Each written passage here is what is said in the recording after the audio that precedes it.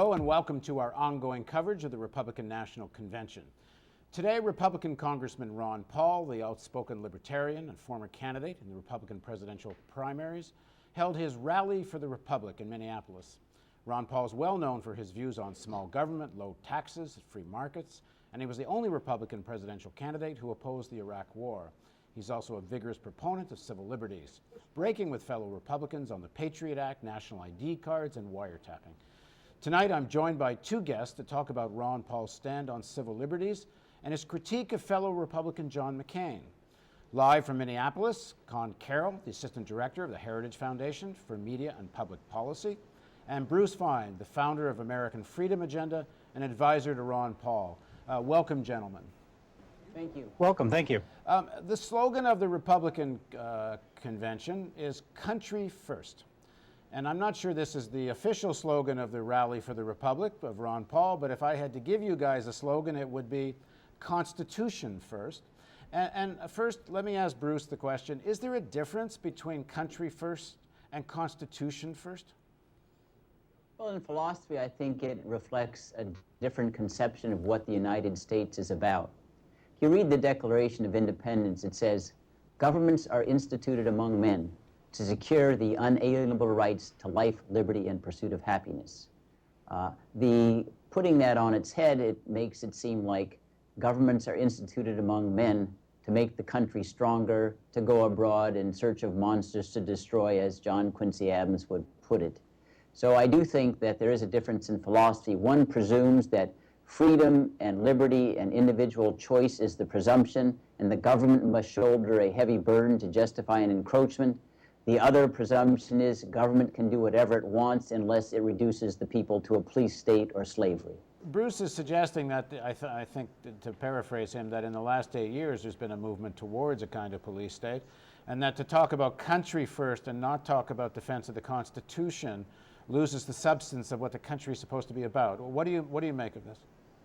Well, I think Bruce's fears are completely overblown. Ron Paul is a Republican, and all Republicans believe in the Constitution and adhering to the Constitution.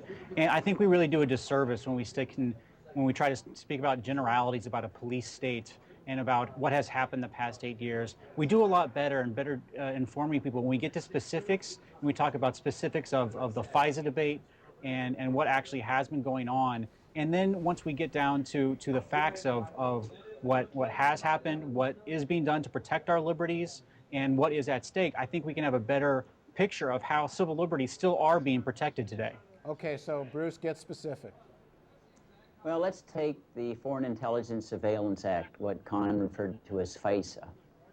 That was enacted after 40 years of presidential abuses of warrantless surveillance on American citizens that resulted in blackmail and openings of mail and interceptings of telegrams and burglaries without due process, a clear abuse of the Fourth Amendment and the right of privacy. And the FISA law, enacted in 1978, signed by a president, operated without any president saying it was compromising our ability to gather foreign intelligence, requires a judicial warrant with exceptions for initially emergency situations, 15 days in time of war, but a judicial warrant in order to spy on American soil for purposes of gathering foreign intelligence. There have been a handful of turndowns in over 20-some years. The president, in the aftermath of 9/11, decided he would flout FISA. The only court that ever ruled on the merits has found the same. The administration has done somersaults and backflips to avoid getting judicial rulings on the matter. But the president decided no longer would there be warrants. He would just decide on his own whether an American citizen could be spied on, emails intercepted, phone conversations intercepted. And this, by the way, is a felony under the FISA law, a felony.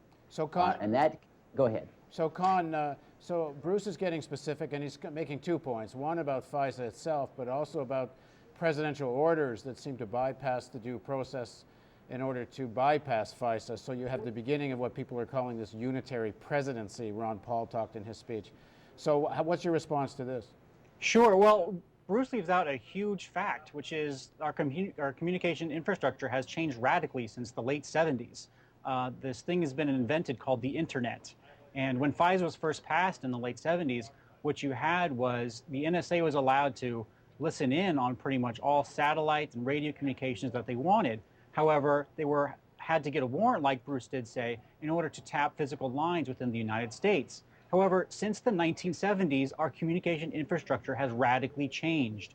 Now, when a person in Pakistan emails somebody in Germany, that email communication goes through routers in the United States. And if the NSA wants to be able to locate terrorists in Pakistan, they're going to have to physically tap wires within the United States. And that is going to have to require going through some type of FISA process. Now, after 9/11, President Bush went to the telephone companies and assured them that they could, that the federal government could do this in order to suck up all of the emails and then pick out only the foreign ones. So when Bruce says that the president is personally sitting there deciding which emails are going to be opened, that is just laughably untrue. Well, there are millions and billions. I don't think that's quite what he said. Bruce, what's your response to Con? The response is twofold. Number one, if a law becomes outmoded, the way in which the Constitution requires that it be remedied is you go to Congress and ask them to change the law. I drafted a law that would have said, simply because a communication transits the United States and is intercepted here, if there's not a reasonable protection of privacy that's governed by the Fourth Amendment, you don't need a warrant. And the president could have done that. And to pass the legislation wouldn't have revealed any sources and methods that would have enabled al-Qaeda to bypass or evade. But that's what the rule of law is about. The president can't say, oh, technology has changed things, so I'll just flout the law, which is what the president did. And he's confessed he did that for over 5 years. These are felonies. That's what the rule of law means in the United States and what following the Constitution means. Secondly, what does it mean when it says the president can decide on his say-so alone? It means the executive branch doesn't ask for any other branch to vet that particular decision as to whether it satisfies probable cause, reasonable suspicion, or anything else, or whether you selected somebody just at random or because you are conducting a political vendetta. That is one branch government that the Constitution frowns on and clearly flouted the law. In the next segment of our interview, let's talk about why such a phenomena as the Ron Paul rally for the Republic has come into being. I'm going to ask Con why he thinks so many Republicans agree with what Bruce Fein and Ron Paul are saying about the move towards a kind of repressive state.